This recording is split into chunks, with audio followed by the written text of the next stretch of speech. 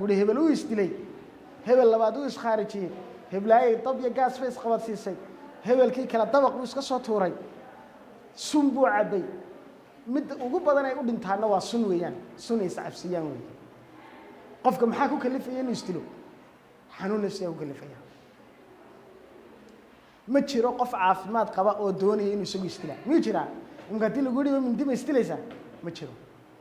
سبب باجت السبب تاوجو بدنا نوع محي وحنون نفسي وين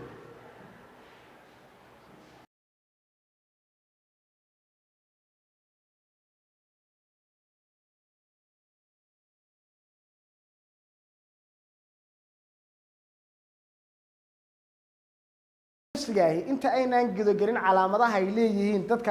عافمات كود وحويه وهذا الكوكتاجين هاي وحن كود هل دونا موضوع كصابسن سيديب وحنون كانوا كويه ودن كين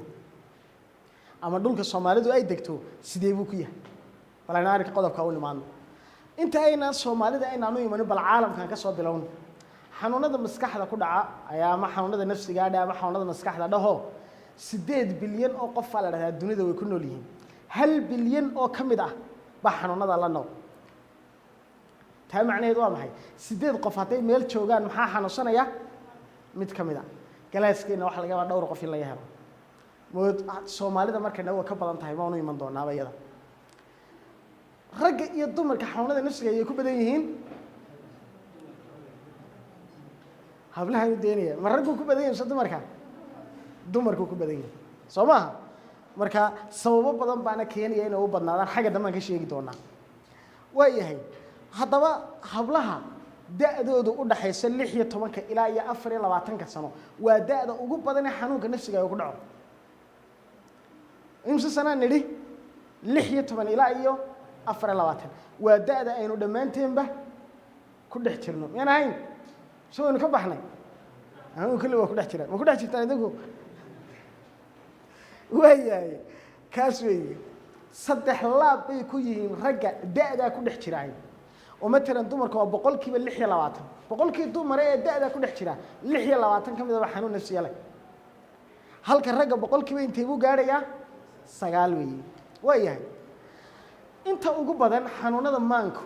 أما حنون هذا نفسي جاي واحد بلا أمان ده اللحية طبعا كهر رئيسة واحد صوب بلا أمان أفريت ومشير صوب بلا أمان 14 سنة أي صوب العامية ولذلك تدك أجوب بدن يا حرون تيدا لا يوكينو دليرة أي أجوب بدني قف كستمر كوريستو حلا جورا ده حنون كيس روح صوب العامي مركو فصل كي أيدك وكبحي مركاسو تدك كده بحي مركاسو قاد كبلاوي مركاسو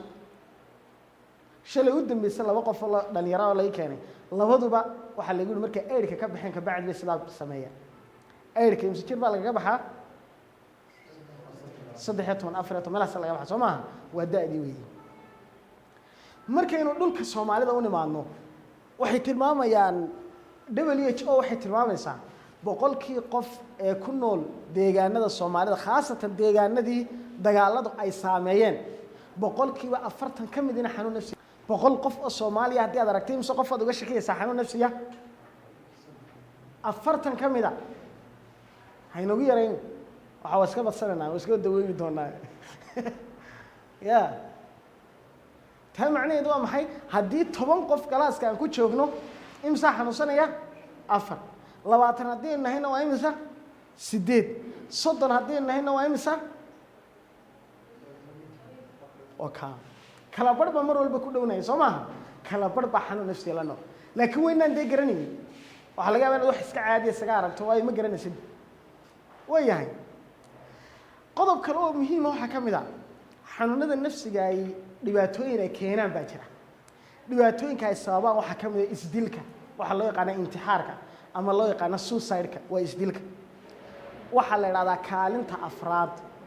waxa kaga jira isdilka waxa kaga jira yaani kaalinta afraad waxa ka jira waxyaabaha ugu badan ee dhalinyaradu ay u dhimato kaalinta afraad waxa kaga jira isdilka kaga jira in soo qofaad garanaysaa lagu leeyahay hebel uu isdilay hebel labaad uu iskhaarijiyay heblaay dab iyo gaas face qabad siisay hebelkii kala dabaq uu iska soo tuuray sunbuu cabay mid ugu badan ay u dhintaana waa sun weeyaan sun ay sacabsiyaan weey qofka maxaa ku kalifayay inuu isdilo xanuun nafsi ku kalifaya ma jiro qof caafimaad qaba oo doonaya inuu isagu istila miyuu jiraa imka haddii lagu dhibo mindi ma istilaysaa ma jiro sababun baa jirta sababta ugu badanna waa maxay waa xanuun nafsiya way xanuunada ugu badan ee dhalinyaradaasi ay la nool yihiin isku kalifay inay istilaana waxa ugu horeeya xanuunka niyad jabka loo yaqaano ama depressionka ama iktiaabka la yiraahdo waa ka ugu badan weeyaan inantii waa la kufsaday ama xiriir baa lagaga baxay ama reerkoodii baa diiday ama waxay doonaysaa baa loo qaban waayay ama dhoofay jecleedo waa laga hor istaagay wiilkii dhalinyarada ahina waa la mid tusaalayaasha istilaya waxaan noloshan yaalla dhalinyarada ugu badanna dadka Soomaalidana dhibaato kala jirtaba iyagu aan isdilin ba dadkeena inta ugu badan waxay la nool yihiin niyad jab iskala nool yihiin tusaalaha yar ugu fudud baan kusinaya niyad jabka ku tusinaya maqaaxida fadhiso waxa tirada wadankeena nimca taala imse qof oo dayrinaya baa kugu soo haadaya